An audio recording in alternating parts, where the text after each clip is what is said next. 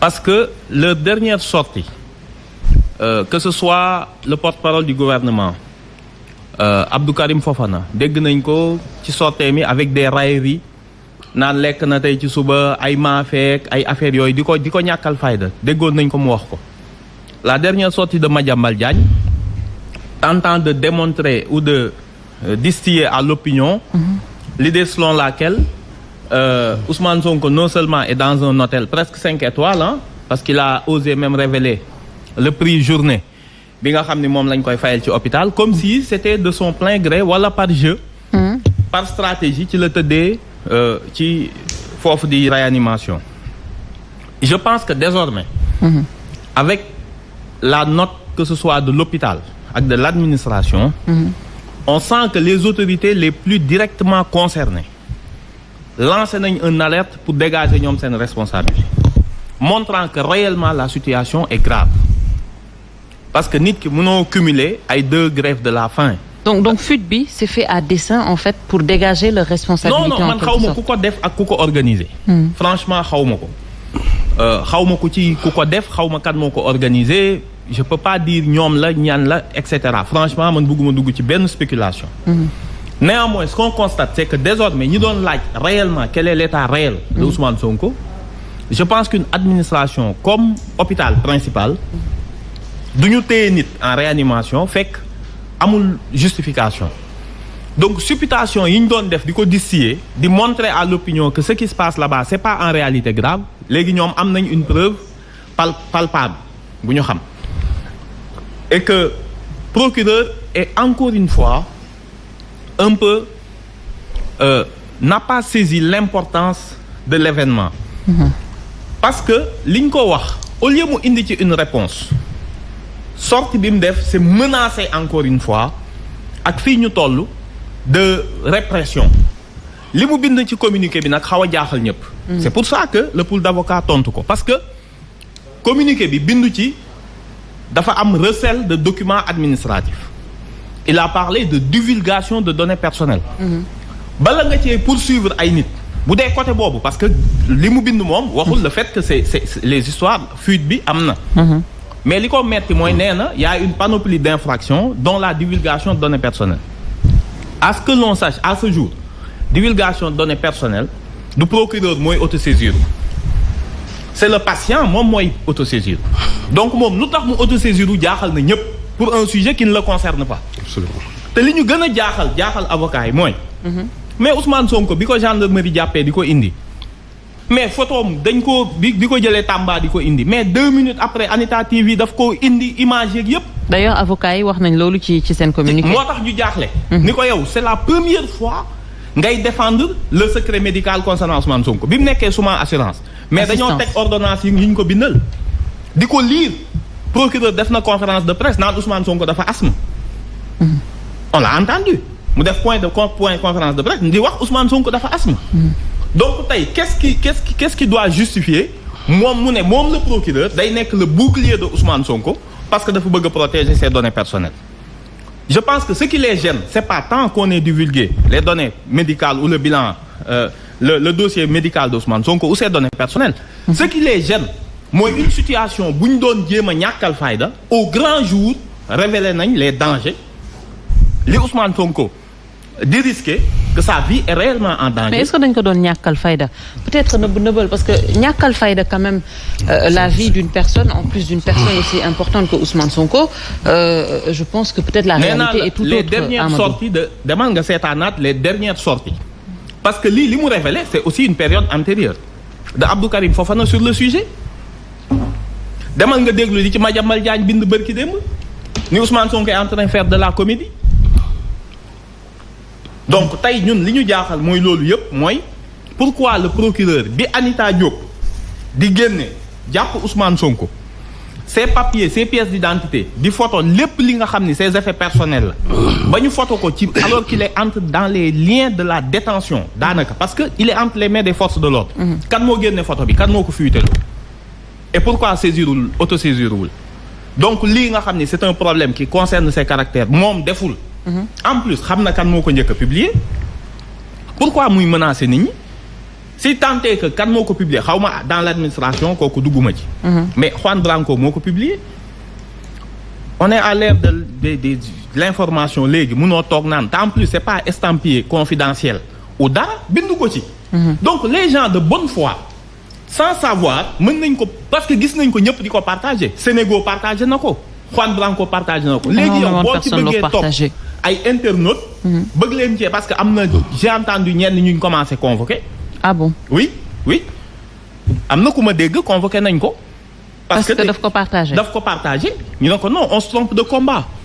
la ligne de répression mënul nekk la seule réponse à ce qui se passe. léegi ñun li ñu ko wax mooy yow bi nga lire les deux communiqués. ce qui devait être votre posture en tant que procureur de la République. parce que nag procureur de la République la. citoyen yëpp la fi nekkal. moo doon moom mu interpeller le ministre de la Justice sur la situation ni ko attention il y a une personne qui est en danger xam nga il faut qu'on s'intéresse à ça mais yow sa seule réponse mënul nekk comment protéger pour que beneen yoon la situation de Ousmane Sonko ne soit pas connue et des menaces de répression. donc je pense que il est encore en train de passer à côté. Ousmane Sonko portewul plainte il ne peut pas se substituer à Ousmane Sonko pour dire que parce que Ousmane Sonko n'a pas porté plainte. d'accord. te am na fi ay précédents yoo xam ne am na il n'a pas réagi. donc on est extrêmement étonné. que seule posture am nekk non pas le contenu apporter une réponse par rapport au contenu parce que Ousmane Sonko c'est un leader chef de parti favori de l'élection présidentielle mu neex leen mu naqari leen. je pense que réponse yi mu waroon a indi c'était par rapport à sa situation médicale et quelle est la réponse prévue de l'administration te moom mu nekk au cœur du processus plutôt que mu te gis nga le plus vicieux dans ce communiqué mooy lan il ne nomme même pas Ousmane Sonko il l'appelle le détenu il y a pas le nom de Ousmane Sonko ci communiqué il le nomme le détenu parce que ñoom nee nañ il est toujours en état de contumace moo tax dans le communiqué le nom Ousmane Sonko nekk ci d'accord nee nañ ko le détenu donc loolu lépp c'est un jeu de mots yoo xam ni c'est inutile et que nag indi une réponse c'est que le peuple sénégalais attend c'est une réponse judiciaire et politique sur la situation extrêmement grave de monsieur Ousmane Sonko. Alors maître est-ce que foofu comme ni ko peut-être Amadou waxee on n'est pas en train de se tromper de combat est-ce que posture bu ñu waroon am c'était pas plutôt de s'intéresser à l'état justement de ce patient plutôt que d'essayer de voir ñan ñoo fuiteloo ce document. Oui, moi je pense que c'est plutôt Amadou Ba et waa Pastef qui s'intéresse qui se trompe de combat. Ah bon, pourquoi? Oui. Parce qu'il faut que les gens arrêtent d'être dans l'émotion. C'est-à-dire? Gis nga un détenu qui est malade, surtout qui a un pool d'avocats de vingtaine, de trentaine d'avocats. Pour le libérer, ils savent ce que le code pénal, le code de procédure pénale prévoit pour sortir de prison quelqu'un dont la détention, dont l'état de santé est incompatible avec la détention. Ils le savent. Ils l'ont jamais fait. En tout cas, dégguma ko. Il y a que des communiqués à la télé, à la radio, nañ ko libérer, nañ ko libérer. Et pourtant, la loi sénégalaise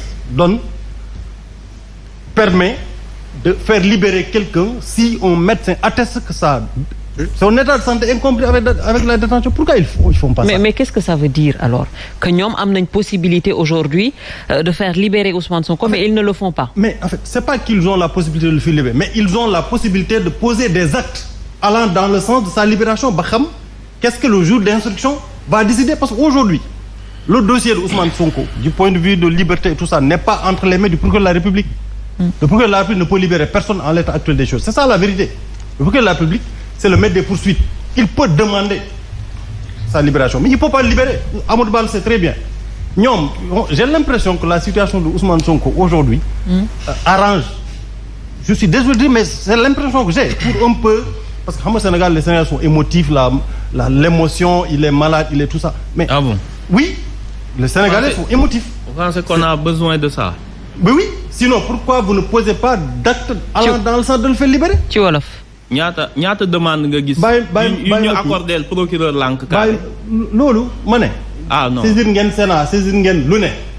aujourd'hui nee ngeen Ousmane Sonko dafa feebar que mu ngi comment mu ngi li mu ngi laa. am nañu avocat au lieu de bind ay communiqué di tontu communiqué procureur de la République Oui, mais ça c'est l'administration, c'est le directeur ou administration pénitentiaire moom moo ko wax. pour man. du lu woon tontu communiqué. c'est de faire une demande d'expertise ba un médecin ne leen carrément que son état de santé est incompris avec la détention loolu bu amee le juge d'instruction n'a pas un autre choix que de libérer mais defuñu loolu donc c'est comme si man j'ai l'impression que ñoom situation bi moo leen arrange ils utilisent en réalité la situation de Ousmane Sonko son état de santé pour un peu à quelle fin atteindre l'émotion les sentiments des Sénégalais. Mais à quelle fin? Je l'ai dit, pour atteindre l'émotion le sentiment des Sénégalais parce que sinon je ne vois pas pourquoi duñu agir côté boobu. Maintenant le pouvoir de la République c'est le maître des poursuites. Il y a ce qu'on appelle l'opportunité des poursuites. Et puis il faut pas faire une lecture un peu parcellaire du communiqué. ci wolof. pour que la République waxul simplement ay données personnelles panoplie d'infractions la wax lu tax yow yéen ngeen seppi simplement données personnelles. ngeen jàpp ni que loolu la bëgg poursuivre. loolu la bëgg sanctionner. waxul loolu le communiqué il est très clair. dafa wax ne ni il y a une panoplie d'infractions. Il n'est pas obligé à ce stade de nommer les infractions parce que mënoo ko xam. Une enquête est ouverte peut-être que enquête bi dina wane yeneen infraction yoo xam ne enquêteurs yi dinañ ko déceler y compris données personnelles et puis il y a aucune disposition du code pénal qui dit que données personnelles propriétaire bi rek moo mën a porter plainte ça n'existe pas. Ah bon? Non, ça n'existe pas. Il y a des infractions effectivement yoo xam ne borom moo ko mën a porter plainte. Données personnelles en l'espèce données personnelles amul. C'est une infraction. La preuve, s'il y a violation des données personnelles, vous demee tribunal, le procureur de la République est libre de réécrire ce qu'il veut. Donc je pense que aujourd'hui, Ousmane Sonko a choisi aussi cette posture-là. Moo ko choisir parce que la prison aussi nee na du hôtel du hôtel. Ousmane Sonko il est détenu comme plusieurs détenus dans ce pays-là. Moom il a choisi moom moo tànn def grève de la faim avec ses conséquences parce que aussi boo defee grève de la faim. Mais il faut s'attendre aussi à ce qu'il y ait des complications. Ça c'est normal. Maintenant il y a des complications. ñoom am nañu ay avocats ñoom ñoo war a def li ñu war a def ba un médecin parce que jusqu'à présent dégguma un médecin qui dit que. Donc vous n'y croyez gëmoo ko cette